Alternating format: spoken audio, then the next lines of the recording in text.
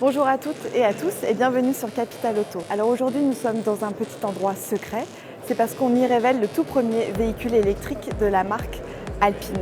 Vous l'avez peut-être remarqué, mais il s'agit de la petite cousine sportive de la R5. Je vous propose d'en savoir un peu plus avec les experts de la marque. Nous avons le plaisir d'être en compagnie d'Anthony Villain, directeur du design de la marque Alpine. Bonjour Anthony. Bonjour. Alors, cette citadine nous rappelle vaguement quelque chose. Est-ce que vous pouvez nous décrire ce que l'on voit? On a sous les yeux l'A290 Beta. Elle est sur une base de la nouvelle R5 Renault, donc qui est un grand renouveau sur la marque au niveau électrique. Nous, ce qu'on a fait directement, c'est de l'attirer dans notre monde Alpine. Génétiquement, c'est un véhicule qui est basé sur le plaisir de conduite. Et stylistiquement, on est venu mettre tous les codes. Et ça commence par justement les phares qui viennent de s'éclairer. Les Alpines ont une signature avec 4 phares. Là, on est venu les réinterpréter, toujours 4 phares, mais avec des croix qui sont en fait l'inspiration des voitures de rallye, qui avaient des scotch en fait sur les longues portées. Donc on est venu travailler tous ces éléments. On est venu aussi élargir la voiture, mettre des roues plus grandes pour qu'elles soient beaucoup plus posées. Et puis aussi, dans l'exercice de conduite, dans la conduite elle-même, qu'on ait un véhicule extrêmement agile. On voit aussi que les plateformes électriques nous permettent de mettre des très grandes roues aux 4 coins de la voiture, ça lui donne une attitude extrêmement dynamique.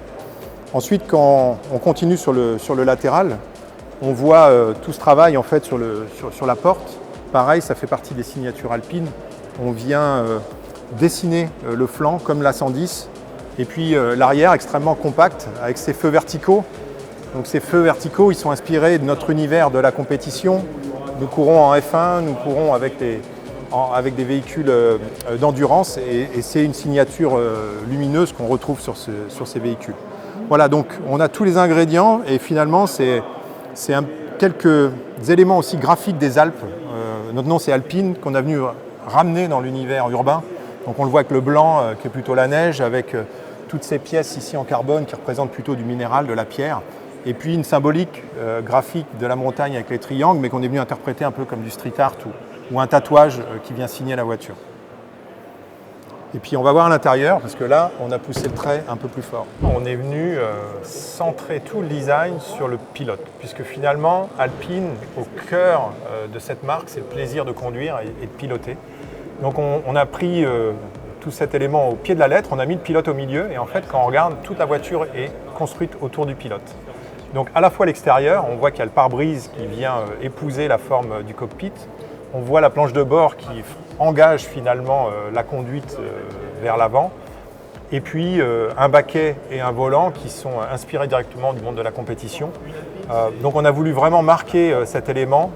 Et puis finalement aussi en pouvant amener 2 passagers qui vont être finalement à la fois au milieu de l'expérience et copilote du pilote qui va manœuvrer cette voiture. Donc, on a poussé la symbolique très très loin. On a aussi les lignes lumineuses. On a une ligne bleue qui emmène finalement ce sens du partage. Et cette ligne magenta qui passe à la fois à l'intérieur et à l'extérieur qui, elle, signifie la fusion du pilote avec le véhicule. Maintenant que je suis installée dans mon Alpine, je vais en profiter et moi je vous dis à bientôt sur Capital Auto.